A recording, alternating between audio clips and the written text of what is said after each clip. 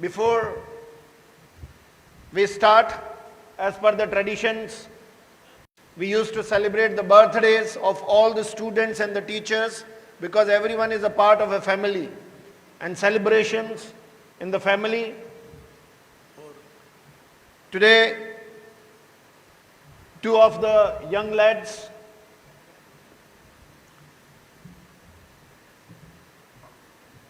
Tanidhya Acharya of class 9th, he is celebrating his birthday.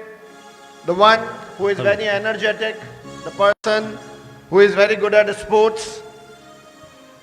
Another one who is standing beside him, Janil Jain, a student of class 3rd, who is very good at studies and has got so many qualities and a craftsman skills. On behalf of whole Alok Gurukul family, I wish both of them for their long, prosperous and healthy life ahead. So happy birthday, both of them. So just greet them, please. Dirghayu Arogyamastu Suyash Bhavatu Vijaya Bhavatu Jivem Sharada Shadam Shubh Janmadinam Tobhyam Shubh Janmadinam Tobhyam Shubh Janmadine Tav hai Sakalam Safalam Bhuyat Sakalam Cha Shubham Bhuyat Shri Ram, Jai Ram, Jai Jai Ram.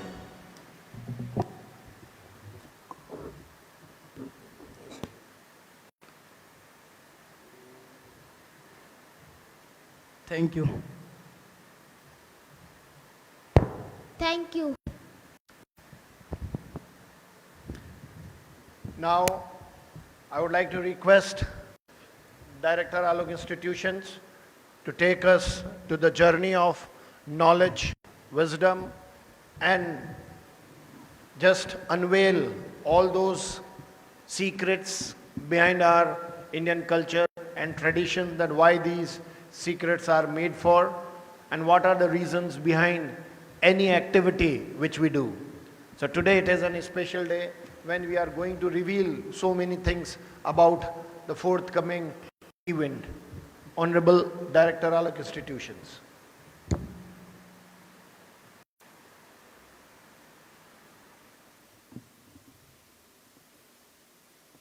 सुप्रभात।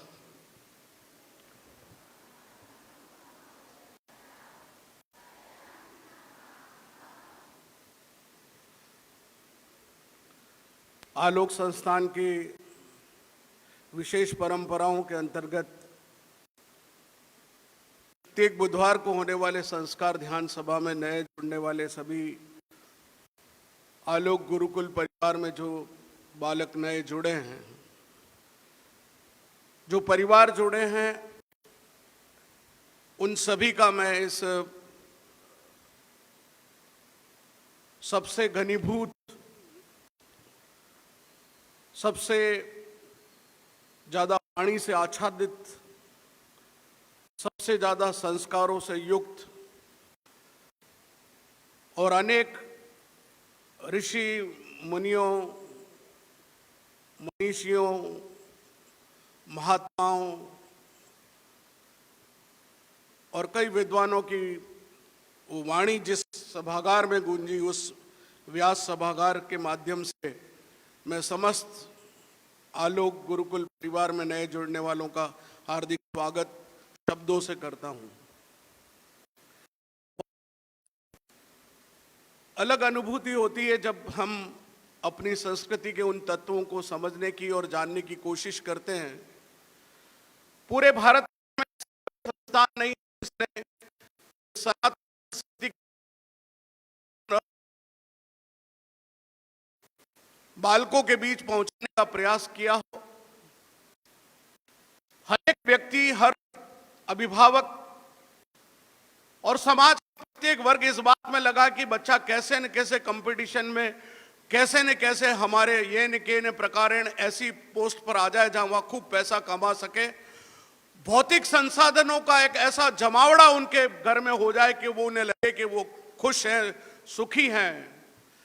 कल राजस्थान पत्रिका के प्रधान संपादक गुलाब कोठारी जी एक ही बात कह रहे थे कि प्रसन्नता, खुशी कहाँ है, मिठास कहाँ है रिश्तों में? कहीं नहीं है। सब जगह दौड़ है, होड़ा होड़ी है, प्रतिस्पर्धा है, गला काट प्रतियोगिता है।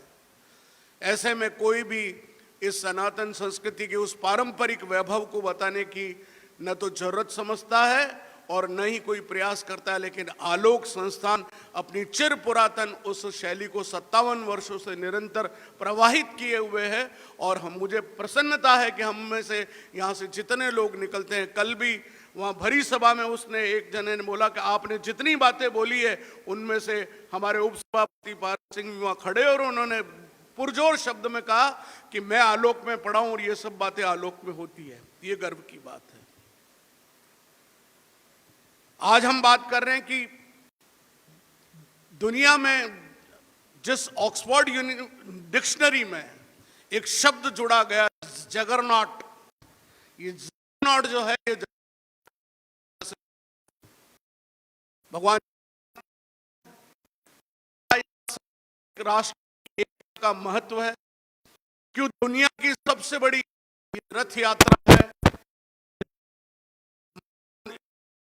उसका इतना वैभव और उसकी महत्ता क्यों है कि उस रथ के पहिए के नीचे आकर है कि मुझे मोक्ष मिल जाए, इस पहिए के नीचे आ जाऊं। ये भगवान जगन्नाथ है क्या? इस भगवान जगन्नाथ की रथ यात्रा का महत्व क्या है, कैसे क्या है, छोटा सा आपको कोशिश करूंगा कि मैं 30 मिनट में अपनी बात आपके बीच रख सकूं। कहते हैं कि भगवान की जब कृष्ण की लीलाओं को सुनाने की बात आई तो उनके परिवार के लोग, गोपियां बैठे थे, तो कृष्ण की लीलाएं कृष्ण के सामने कैसे कहेंगे? तो उन्होंने कृष्ण को बाहर निकाला और भाई भी है बलभद्र, उसको भी कहा तुम भी बाहर बैठो, और सुदर्शन को भी कहा तू भी इनके साथ रहता है, तू वापस कहेगा तू भी बाहर जा। और बहन को भी बोला कि बहन को भी कृष्ण की लीलाएं बहन को कैसे सुनाएंगे, तो सुभद्रा को भी बाहर कर दिया। जब बाहर कर दिया तो वो दोनों तीनों चारों लोग बाहर बैठे, इधर अंदर उनके बारे में जो कथाएं चल रही है तो वो सुन सुन के विलगित हो गए, भाव विभोर हो गए सभी जने। कृष्ण अपनी कथा सुनकर खुद भाव विभोर हो गए, तो वो ऐसे दंडवत हो गए, लंबवत फैल गए। जब सभी माँ ने आके बाहर देखा कि ये तीनों चारों ऐसे कैसे पड़े, लेकिन उस रूप को देखकर वो अचंभित रह गई, ये भी कोई रूप है, बिल्कुल आड़े टेढ़े पड़े हुए। उनका ये अद्भुत स्वरूप है, ऐसे दर्शन तो हमने कभी किए नहीं, ऐसे दर्शन भी कभी आप देंगे? तब कृष्ण कहते हैं कि हाँ, एक समय आएगा तो मैं ये स्वरूप भी एक दिन दर्शन के रूप में दिखाऊंगा। और वो दर्शन का जो स्वरूप था वो जगन्नाथ स्वामी का रूप है, जिसमें पांव है ही नहीं। अब ये कथा कहां से प्रारंभ होती है, ये स्वरूप क्या है, मैं आपको थोड़ा सा उधर ले जाएंगे, क्योंकि वेद हमारे श्रुति पर आधारित हैं। अब श्रुति पर जब आधारित है तो पश्चिम का जो जगत है वो क्या सोचता है कि इसके प्रमाण क्या है हिस्ट्री में? What are the documents you have? कौन से डॉक्यूमेंट्स होते हैं? हमारी तो परंपरा श्रुति परंपरा। श्रुति का मतलब सुनना, सुनकर ज्ञान को आगे पहुंचाने की जो परंपरा है वह श्रुति परंपरा कहलाती है। और संपूर्ण वेद भारत का जो है वो श्रुति परंपरा पर आधारित रहा है। जब ये जो प्रभु की स्थली है, जिसको हम उड़ीसा बोलते हैं, उड़ीसा तो अभी राजनीतिक स्वरूप है, लेकिन मूल रूप से ये जो प्रभु की जो प्रागट्य स्थली है वो पुरुषोत्तम क्षेत्र कहलाता है। दूसरा उसका नाम है श्री क्षेत्र और तीसरा उसका नाम है शंख क्षेत्र। ये उस क्षेत्र का नाम था, बाद में अब राजनीतिक दृष्टि से उसको उड़ीसा बोल दिया गया। ऐसी मान्यता है कि एक सबर जाति, ये सबरी से निकली हुई आदिवासी जाति समझी जाए तो भी कोई अतिशयोक्ति नहीं है, उसको सबर बोला गया है, जैसे हमारे मेवाड़ में भील होते हैं। तो सबर जाति के लोग जो है वो आज भी जो कई लोग आदिवासी हैं उनके ऊपर आधुनिकता का रंग नहीं चढ़ा, उनको छल कपट प्रपंच नहीं आता, वो बहुत सहज होते हैं। आज भी अंडमान निकोबार में एक ऐसे द्वीप हैं, उनके रहन सहन के तरीकों को डिस्टर्ब नहीं करें, इसलिए वहां पर किसी को जाना अलाउड नहीं है कि इनको जीने दीजिए अपने तरीके से। क्योंकि आधुनिक युग में जिस प्रकार संसार में आकर व्यक्ति अपने छल प्रपंच झूठ और ये सब ओढ़ता चला जाता है, तो उसकी जो सहजता है, उसकी जो स्वाभाविकता है, उसके जो नैसर्गिक गुण है, वो सब दब जाते हैं। तो भगवान ने भी कहां पर दर्शन दिए? सबसे पहले उस सबर जाति के उस क्षेत्र में जिसको श्री क्षेत्र कहा जाता है, हाँ, जिसको पुरुषोत्तम क्षेत्र कहा जाता है, उसके घने जंगलों में भगवान ने नील माधव के रूप में प्रकट हुए। और नील माधव जब जो थे उनके वहां पर एक बहुत खूबसूरत झील थी, उसमें नील कमल हुआ करते थे, और जो उस क्षेत्र में गलती से उसमें डुबकी लगा ले उसका मोक्ष हो जाता था।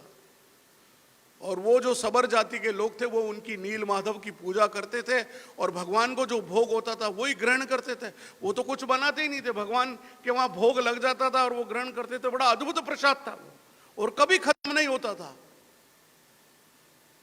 तो ऐसी बात अवंतिका उज्जैन के राजा जो थे, उन इंद्रधुम्न उनका नाम था, इंद्रधुम्न के पास ये जब बात पहुंची कि एक ऐसा क्षेत्र है जहां पर भगवान स्वयं प्रकट होकर उस सबर जाति के लोगों को आशीर्वाद देते हैं, प्रसाद देते हैं, और बहुत अद्भुत दृश्य है, ऐसे दर्शन कभी हो नहीं सकते।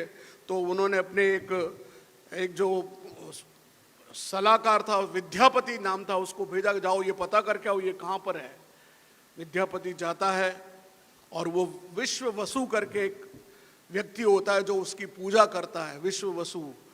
और विश्व वसु से कहते हैं कि वो जाकर मिलता है।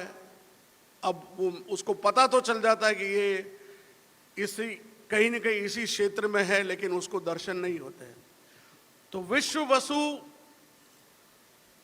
की जो बेटी होती है, उससे वो जो विद्यापति था उसने उनसे विवाह कर लिया। उसने कहा इससे और कोई साधन नहीं है मेरे पास, मैं कैसे नील माधव को दर्शन कर पाऊंगा। तो वो उससे विवाह कर लेता है, और 6 महीने बाद उसे कहता है कि मुझे नील माधव के दर्शन करने हैं। तो वो विश्व वसु हैरान हो जाता है कि ये जरूर कोई किसी षड्यंत्र का हिस्सा है, ये हमारे भगवान को लेने के लिए आया है, और इसने ये छल करके मेरी बेटी से विवाह कर लिया है। वो उसको कैद करवा देता है। लेकिन विवाह तो हो चुका है। अब जब विवाह हो चुका है तब अब करे तो क्या करे। एक दिन अपने पिता से वो कहती कि पिताजी मेरे इस विवाह के बाद आपने, अगर मेरे पति को आपने छोड़ा नहीं तो मैं आत्महत्या कर लूंगी। बड़ी मुश्किल से राजा से आग्रह करके विश्व वसु जो है उनसे, उस सबर जाति का जो प्रमुख था उससे कह के उनको छुड़वाता है। और एक दिन फिर भोजन करते हुए वो कहता है कि मुझे नील माधव के दर्शन करा दो, मैं चला जाऊंगा यहाँ से। तो नील माधव के दर्शन करा देते हैं, कोई बात नहीं। विश्व वसु ने कहा लेकिन मैं एक शर्त पर ले जाऊंगा, मैं तुम्हारी आंखों पर पट्टी बांध के लेके जाऊंगा, और पट्टी बांध के लेके जाऊंगा और पट्टी बांध कर ही वापस लाऊंगा। उसने कहा ठीक है। लेकिन वो जिस उद्देश्य से आया था कि राजा इंद्रदुम्न को जवाब देना है कि नील माधव यहाँ है, मैं कैसे बताऊंगा। वो अपनी पत्नी से चर्चा करता है, और वो पत्नी उनको बताती है कि आप ऐसा करिए कि जब आप उसको पिताश्री आपको लेके जाएं, एक पोटली हाथ में देती हूँ, जब आप पहाड़ों पर चल रहे हो तो उस पोटली में से थोड़ा थोड़ा करके आप सरसों के बीज गिराते हुए चलना, और वहाँ पहुँच जाओगे। और 6 महीने बाद उन्हीं सरसों में से जब फूल खिलेंगे तो आप नील माधव के मार्ग पर पहुँच जाओगे। उसने ऐसा ही किया, और वो जाता रहा और वो अपने सरसों के गिराता रहा। और 6 महीने बाद जब वो राजा इंद्रदुम्न के पास पहुंचा, उसने कहा महाराज मैंने पता कर लिया, हम चलते हैं। और जाते हैं और कहते हैं कि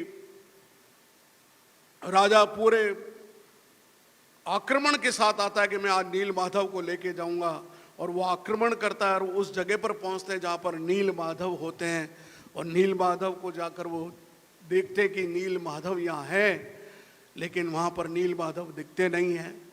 और राजा इंद्रद्युम्न वहीं पर अपनी रानी जिसका नाम गुंदीचा था उसके साथ बैठकर वहीं आत्मदाह की बात सोच लेते हैं। तो भगवान वहां से प्रकट होते हैं कि तुम चिंता मत करो, एक दिन मैं पुरुषोत्तम क्षेत्र में फिर मैं एक दिन प्रकट होऊंगा। और ऐसी मान्यता है, ऐसा होता है कि एक दिन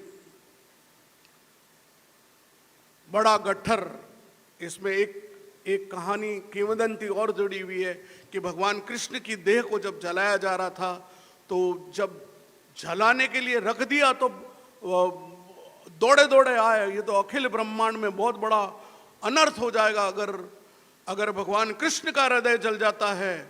तो बलभद्र वो दौड़े दौड़े आते हैं और वो कृष्ण में उठाकर और समुद्र में उसको फेंक देते हैं। कहते हैं कि वही हृदय उस गट्ठर के रूप में वो बहता हुआ समुद्र के किनारे पहुंचता है। कहते हैं इंद्रद्युम्न को एक दिन रात को स्वप्न आता है कि राजा तुम समुद्र के किनारे में प्रकट होऊंगा, और लेकिन एक बात याद रखना कि मैं उस गट्ठर के स्वरूप में दिखूंगा, उसे पहचान सको तो पहचान लेना। अब पहचाने कौन? अचानक एक दिन गट्ठर आया और ऊपर से फिर आकाशवाणी हुई कि वो विश्ववसु और उसकी पत्नी, उसकी बेटी और विद्यापति जिसने विवाह किया उनको लेकर आओ। ये तीनों मिलकर यदि इस गट्ठर को हाथ लगाएंगे तो ये गट्ठर इस गाड़ी में चढ़ेगा।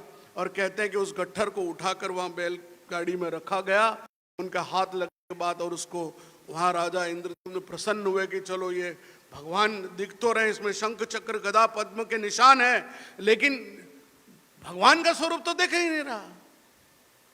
फिर एक कहते हैं फिर आकाशवाणी होती है कि तुम चिंता मत करो, मैं 21 दिन बाद स्वयं एक ब्राह्मण आएगा तुम्हारे यहाँ पर, वो इसको अब छेनी हथौड़े लेकर कोई न कोई प्रयास करे, छेनी टूट जाए, कभी हथौड़ा टूट जाए, कभी कुट टूट जाए, उस लकड़ी को कोई स्पर्श ही न कर सके।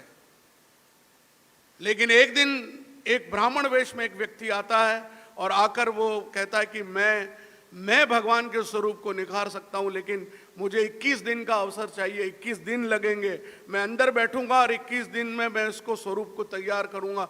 राजा रानी बहुत प्रसन्न होते हैं कि चलो 21 दिन बाद भगवान साक्षात यहाँ प्रकट होंगे और हम सब उनके उस जगन्नाथ स्वरूप के दर्शन कर सकेंगे।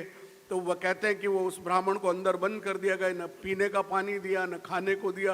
रानी को लगा कि ये तो बहुत बड़ी गलती हो गई, 21 दिन तक ये बिना खाने पानी कैसे रहेगा। तो उसको चिंता सताने लगी और उसने कहा था कि अगर 21 दिन से पहले मेरा दरवाजा मत खोलना। तो रानी बड़ी चिंतित हुई, लेकिन रात को उसको लगा कि अब 15 दिन हो गए और ये 15 दिन में तो बिना पानी तो कोई मर ही जाएगा, खाना नहीं खाया, कोई बात नहीं। तो कहते हैं कि रानी ने जबरदस्ती राजा को जिद करके नहीं आप दरवाजा खोल दो, और वो दरवाजा जो ही खोला तो देखा ब्राह्मण तो वही है। उसका ये क्या किया, मेरे तो स्वरूप अधूरे, केवल भगवान का मुखारविंद था और बलभद्र और उनके जो स्वरूप थे सुभद्रा के और सुदर्शन के, वो आधे अधूरे पड़े हुए रूप, नीचे से कुछ नहीं, केवल हाथ थे और मुखारविंद था। तो राजा विलाप करने लगे हैं। तो वो जो ब्राह्मण काम कर रहा था उसने कहा कि ये प्रभु की इच्छा है, शायद इसी रूप में दर्शन देना चाहते हैं, और कहते वो अंतर ध्यान हो गया। बाद में पता चला कि वो स्वयं साक्षात जगन्नाथ थे जिन्होंने उनको दर्शन दिए और कहा कि मुझे इसी स्वरूप में पूजा जाएगा। और कहते हैं वो काष्ठ की जो मूर्तियां थी वो यथारूप उनको वहां प्राण प्रतिष्ठित कर दी गई। और उसके बाद से पहली बार वहां पर भगवान के, चूंकि उस मंदिर में, उस विग्रह में चूंकि देखिए राष्ट्रीय एकता का कितना बड़ा एक उदाहरण हो सकता है कि सबर जाति के लोगों को भगवान ने कहा कि मैं किसी के हाथ का भोग नहीं लूंगा। चूंकि नील माधव के रूप में सबर जाति को मैं भोजन और प्रसाद देता रहा और वो मेरा झूठा खाते रहे, इसलिए मैं इन सबर जाति के लोग जो ही भोजन पकाएंगे वही मैं खाऊंगा। और आज भी 1000 सबर जाति के लोग वहां भगवान जगन्नाथ का भोग बनाते हैं। और आपको जानकर आश्चर्य होगा, आप भी जाइए उस पुरुषोत्तम क्षेत्र में, आप भी उस प्रसाद को खाइए, वैसा स्वाद दुनिया में कहीं नहीं मिलेगा। हमने खाया और कुछ ज्यादा था, हमने कहा इसका क्या होगा कि ये भगवान का प्रसाद झूठा नहीं होता। आप यहां छोड़िए, 3 मिनट बाद आकर देखिएगा वो प्रसाद गायब मिलेगा, कोई न कोई ले जाएगा वहां पर। और ये सत्य है, भगवान का प्रसाद वहां जिसका खाया हो, इससे बड़ा राष्ट्रीय सांस्कृतिक एकता का ज्वलंत उदाहरण विश्व में नहीं हो सकता कि संसार की कोई सी भी जाति का व्यक्ति वहां कर भोजन कर रहा है और उसका झूठा कोई भी व्यक्ति खा रहा है भगवान का प्रसाद समझकर। यानी उस व्यक्ति के अंदर वो भाव है कि सारे मानवता एक है।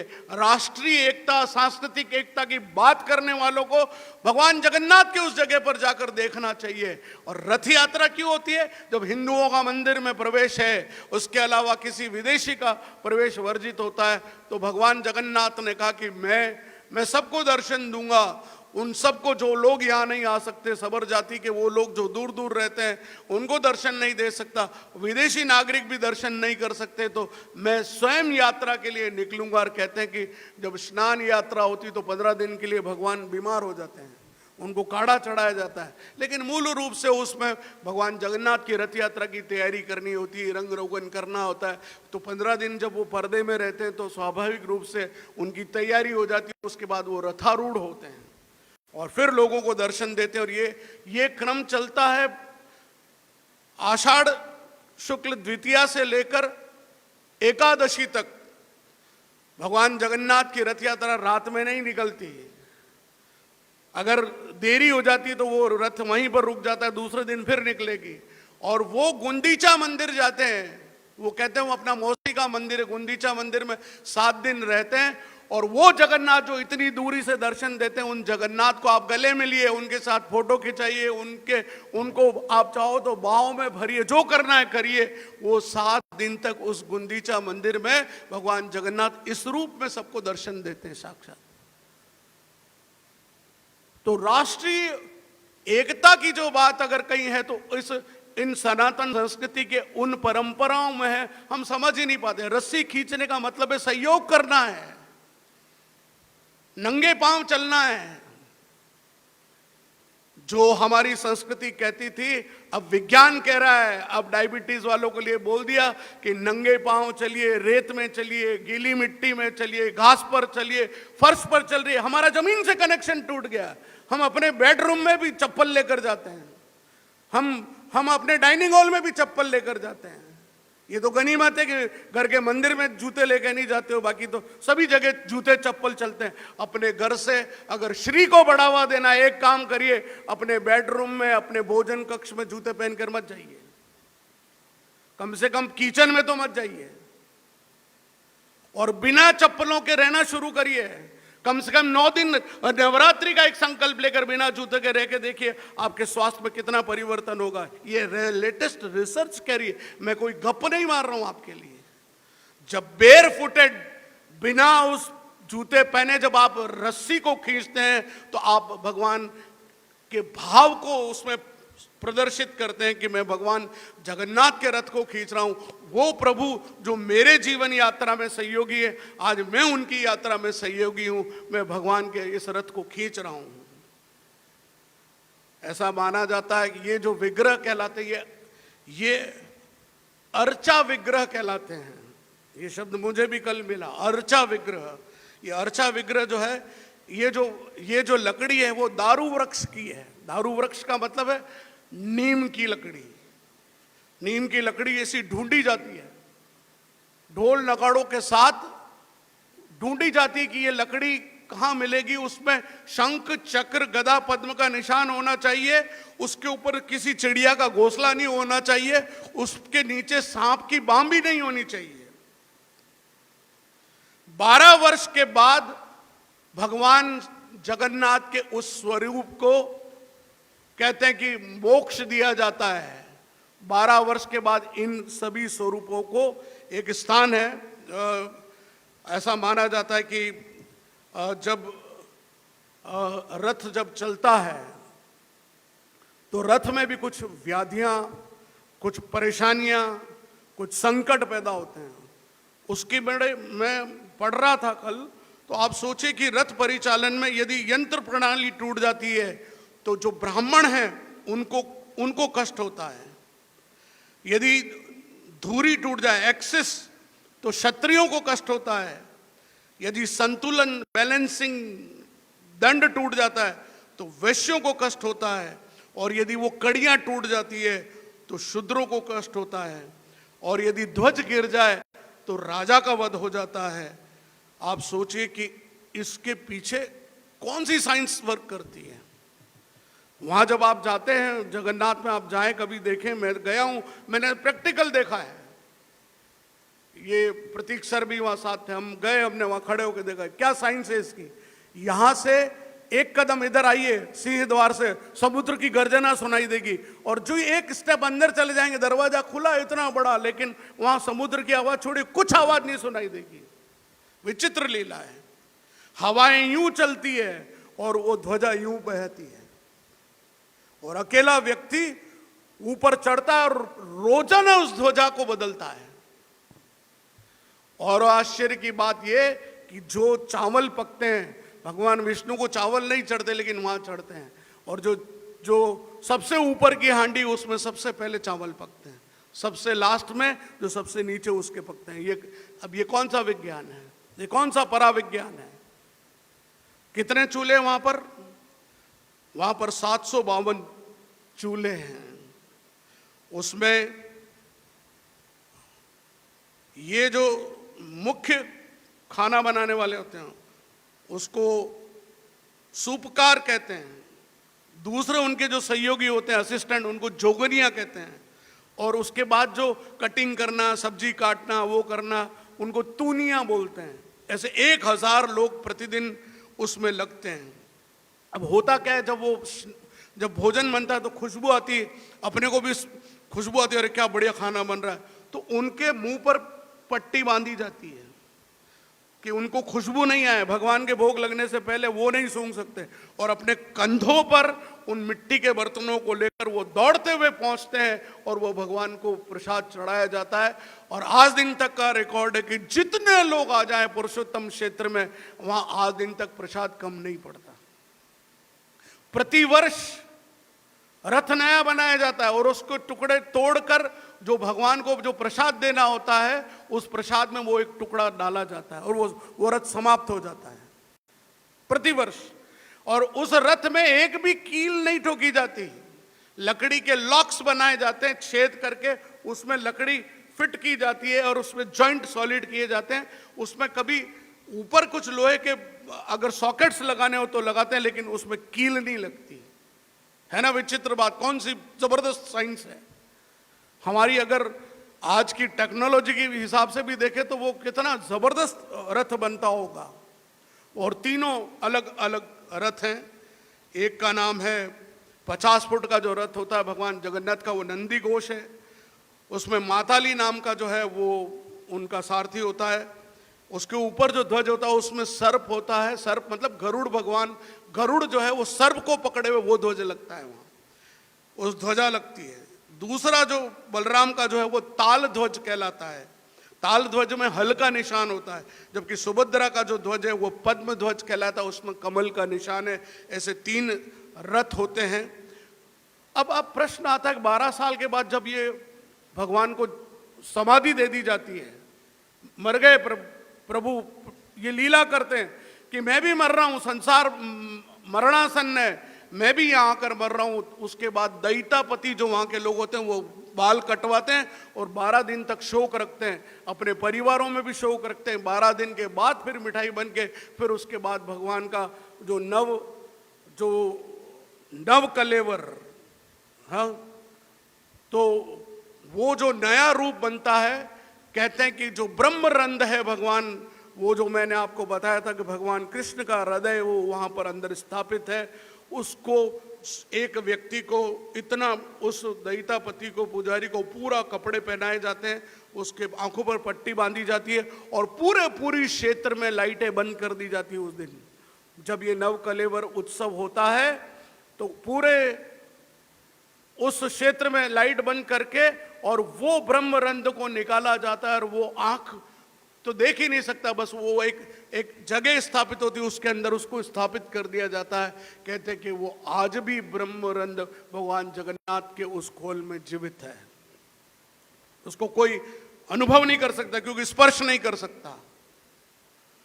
और जगन्नाथपुरी से बड़ी रथ यात्रा, जिस वृक्ष से ये भगवान जगन्नाथ की मूर्ति बनने वाली होती है 12 साल की, वो 1 महीने तक निकलती है। उसको लाल कपड़े पे बांधकर रस्सियों से और पूरे उड़ीसा में घुमाया जाता है, और उसके बाद उनको लाया जाता है पुरुषोत्तम क्षेत्र में, और वहां उनका वो उसके बाद विग्रह जो है, उसको आर्च विग्रह कहते हैं, वो तैयार किया जाता है।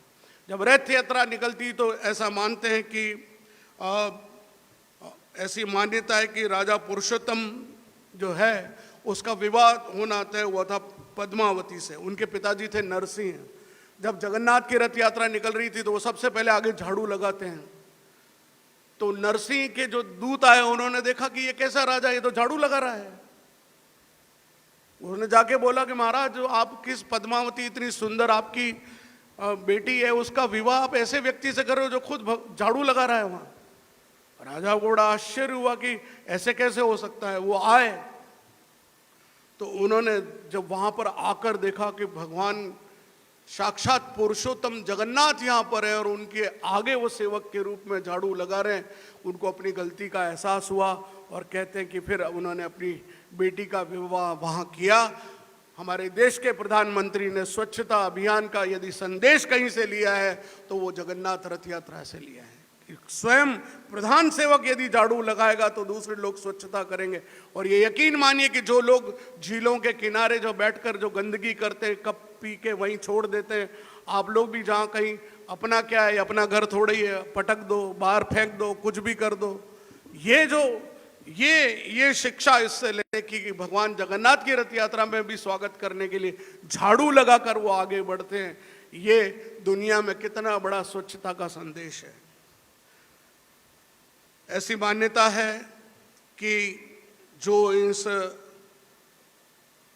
रथ यात्रा में सम्मिलित हो जाता है उसके सारे पाप कट जाते हैं, ऐसी मान्यता है। मन के भाव महत्वपूर्ण है।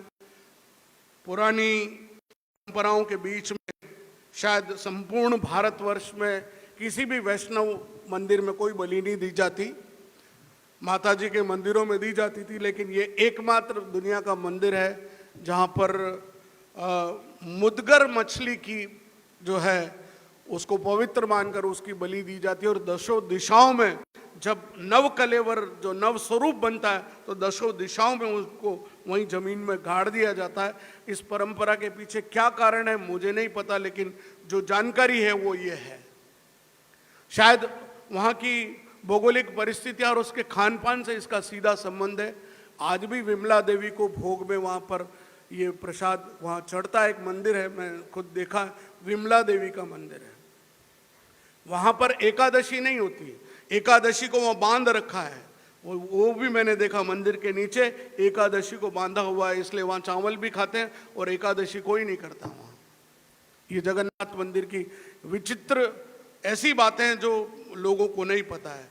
एक बात जो मैं राजस्थान से इसका क्या संबंध है वो कह के अपनी बात को मैं संभवतः मेरा जो समय है मैंने कहा था मैं 30 से 35 मिनट अपनी बात समाप्त करूंगा और बिल्कुल मैं अपने समय पर बात समाप्त करूंगा।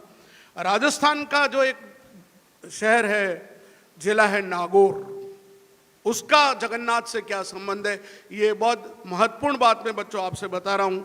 एक कालवा करके गांव है, वहां पर उसमें एक व्यक्ति था जीवन राम और उसकी पत्नी रत्नी देवी।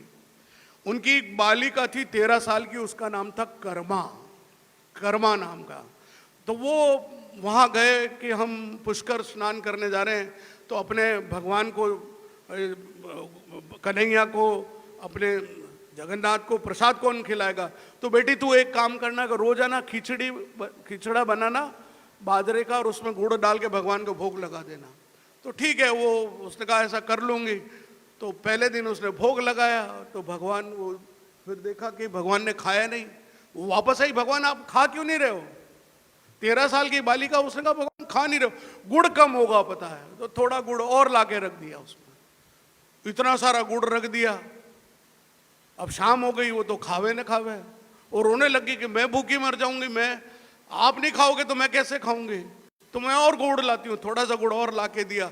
भगवान ने देखा कि इनोसेंट, हाँ, सहज रूप से, अरे तुमने पर्दा तो लगा ही नहीं, मैं खाना कैसे खाऊंगा। भोजन को एकांत में करना चाहिए। भोजन को जब घर में कहीं हो और कोई व्यक्ति आ जाता है, सामूहिक रूप से आप भोजन करें, बहुत अच्छी बात है, सब जने खा रहे हैं तो किसी के मन में कोई भाव नहीं होगा। लेकिन मैं खा रहा हूं और आप देख रहे हो तो आपके मन में भाव आएगा, कैसा बेवकूफ आदमी यार, हम तो यहां बैठे हुए, ये खा रहा अकेला। हाँ, आपके मन में वो भाव आएगा तो वो जो मैंने खाया है वो भी जहर हो जाएगा। तो भगवान ने कहा तुमने पर्दा तो लगाया नहीं, मैं खाऊं कैसे। कर्मा ने कहा मैं अपनी ओढ़नी लेके, उसने, छोटी बालिका ने 13 साल की वो ओढ़नी लटकाई और भगवान ने वो खींचड़ा खा लिया। और अब ये क्रम रोज चले। अब 15 दिन में जो साल भर गुड़ खत्म होता था वो 15 दिन में खत्म हुआ। पिताजी आए कि बेटी तुमने भगवान को रोज भोग लगाया? हाँ लगाया। तो ये गुड़ कहाँ गया? कि रोज भगवान को भोग, वो मीठा ज्यादा खाते हैं। तो उन्होंने सोचा ये बच्ची झूठ बोल रही है, खुद ही खा जाती होगी। तो उन्होंने कहा तू क्या बोल रही, तैने खाया? नहीं नहीं, भगवान ने खुद खाया। तो कहते हैं कि भगवान को, ये भजन आपने सुना होगा, जीमो जीमो हमारा मदन गोपाल, कर्मा भाई रो खींचड़ो।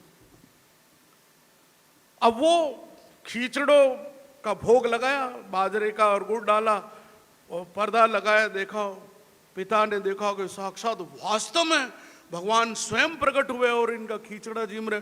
वो गदगद हो गया कि मेरी बेटी कितनी पुण्यशाली। कहते हैं जगन्नाथ स्वामी को जब ये वहां पर जगन्नाथपुरी के पुजारियों को पता पड़ा तो कर्माबाई को वहां पर बुलाया और कर्माबाई को रोजाना फिर कर्माबाई के सबसे पहले खींचड़ा बनाती और भगवान को भोग लगाती। और कहते हैं भगवान वहां प्रकट होते थे और उस खींचड़े को जीम कर फिर दूसरा भोग लगता था।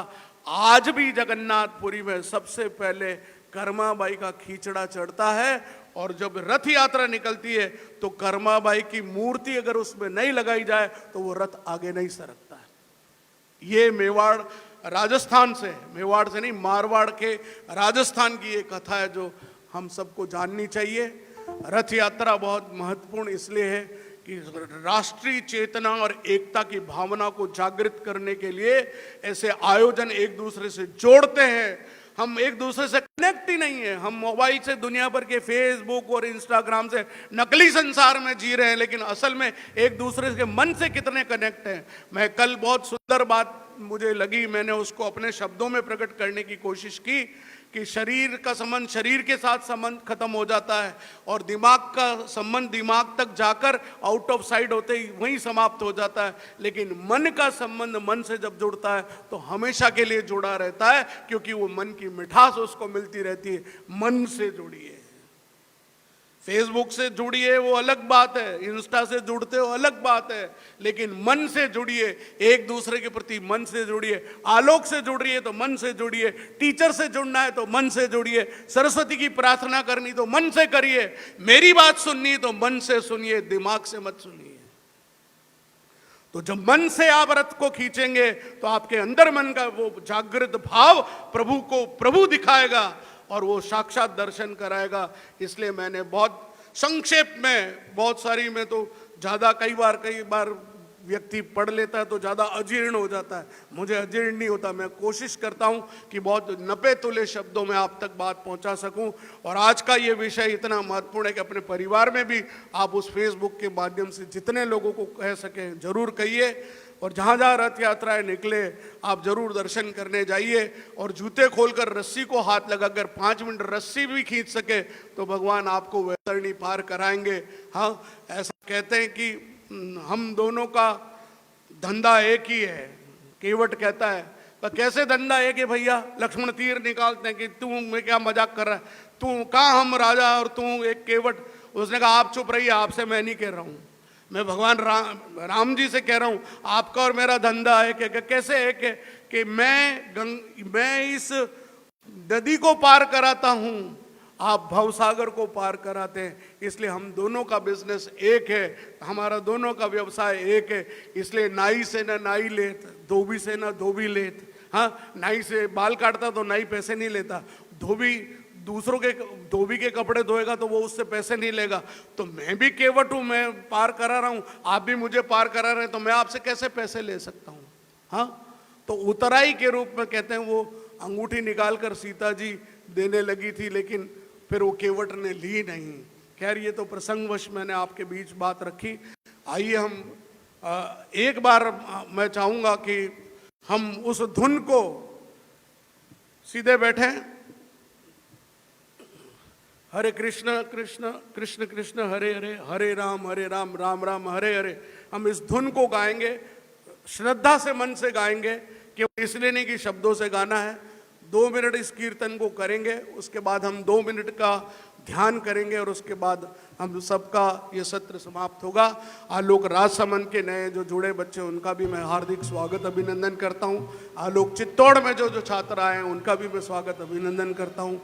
पंचवटी, फतेहपुरा और हिरणमंगरी में जितने भी नए छात्र जुड़े, उन सब का हार्दिक स्वागत। आइए हम सब मिलकर कीर्तन करके इस सांस्कृतिक धरोहर को, इस हमारी परंपराओं को, हमारी श्रेष्ठ परंपराएं हैं, उन पर गर्व करना महसूस करें। और इसलिए हमने भारतीय परिवेश की बात करी है कि आप सब बच्चों को एक पीला कुर्ता, उसके ऊपर पीला उपरना और एक पायजामा जो है वो आपको गुरु पूर्णिमा तक लेना है। उसकी क्या व्यवस्था होगी वो आपको सूचना कुछ जल्दी मिल जाएगी। 21 तारीख को जब गुरु पूर्णिमा, उस समय हम सनातन संस्कृति की जो बात करते हैं कि सबको वो उस वेश में रहना है। ये हमारा एक तरह से सेरेमोनियल ड्रेस आने वाले समय में 7-8 बार साल में, ज़्यादा नहीं तो कम से कम 5 बार तो पहननी पड़ेगी। Is that clear? सीधे बैठिए। हरे राम राम राम हरे हरे, हरे कृष्ण कृष्ण कृष्ण हरे हरे हरे, हरे राम राम राम हरे हरे, हरे कृष्ण राम राम हरे हरे राम राम। ये ध्वनि इस प्रकार है, सुनिए। हरे कृष्ण कृष्ण कृष्ण हरे हरे, हरे राम राम राम हरे हरे। यूं है, बोलिए। हरे राम राम राम हरे हरे, हरे कृष्ण कृष्ण कृष्ण हरे हरे, हरे राम राम राम हरे हरे, हरे कृष्ण कृष्ण कृष्ण हरे हरे, हरे राम राम राम हरे हरे, हरे कृष्ण कृष्ण कृष्ण हरे हरे, हरे राम राम राम हरे हरे, हरे कृष्ण कृष्ण कृष्ण हरे, हरे राम राम राम हरे हरे, हरे कृष्ण कृष्ण कृष्ण हरे हरे, हरे राम राम राम हरे हरे, हरे कृष्ण कृष्ण कृष्ण ठीक है, हरे राम बिल्कुल सीधे बैठे। श्री राम जय राम। आग बंद करिए और श्री विग्रह को, जिसको भी आप मानते हैं, उस विग्रह को आज कोशिश करिए कि यहाँ नहीं, आंखों में नहीं, हृदय में उतरे। इसके लिए हम 1 मिनट बिल्कुल शांत भाव से बैठकर, स्थिर चित्त होकर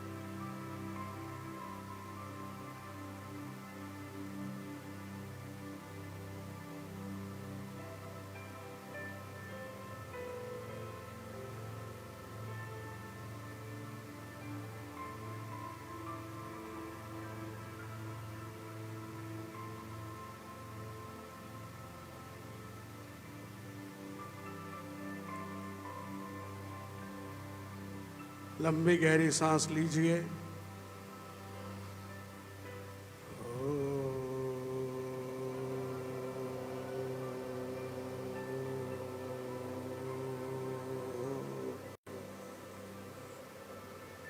एक बार फिर सांस लीजिए।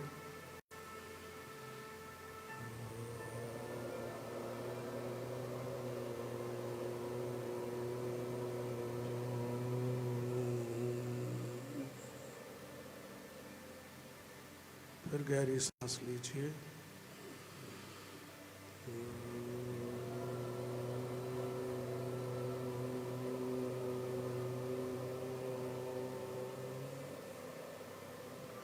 दोनों हाथों के हथेलियां रगड़िए, आंखों पर लगाइए और विराट प्रकाश का अनुभव करिए।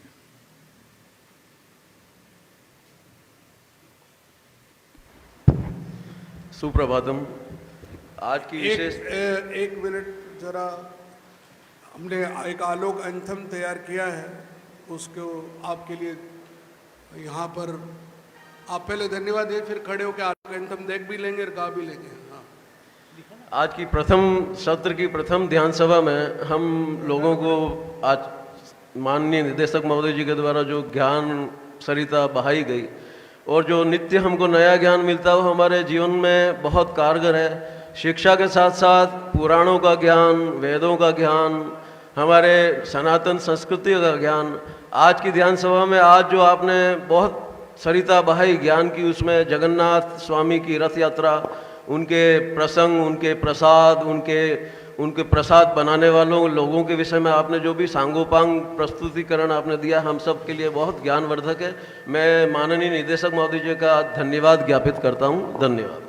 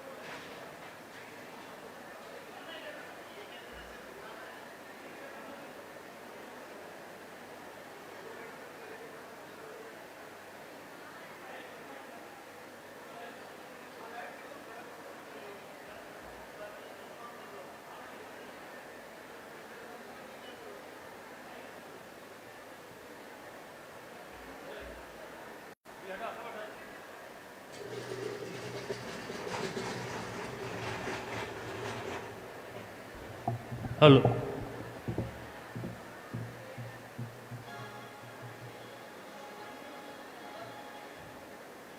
इसमें शूट करना है।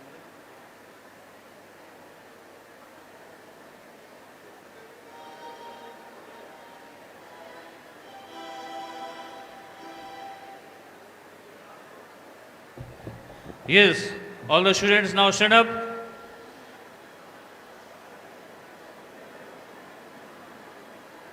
School, attention. Studies, attention.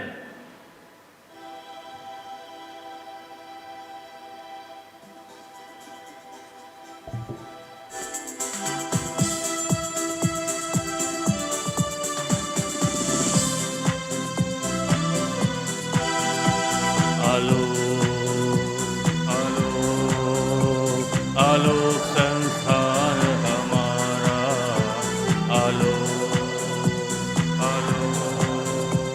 आलोक संस्थान हमारा। ज्ञान कर्म की ज्योत जगाता, अमृतमय विद्या बरसाता। यहाँ जगत कल्याण सुधा की, वहाँ प्रेम रस धारा।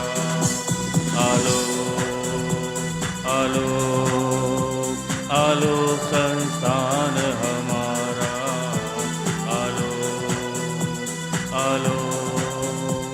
आलोक संस्थान हमारा।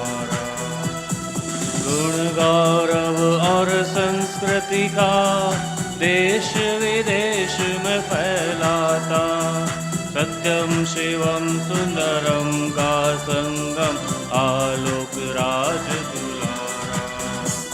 आलोक आलोक आलोक संस्थान हमारा, आलोक आलोक आलोक संस्थान हमारा।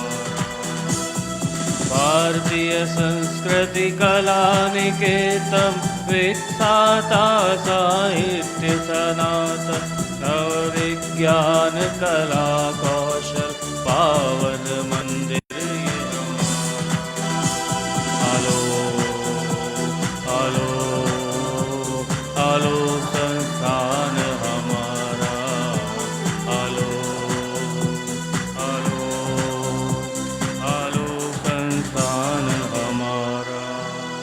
श्री राम जय राम, जय जय Ram. Studies, now all of you sit down.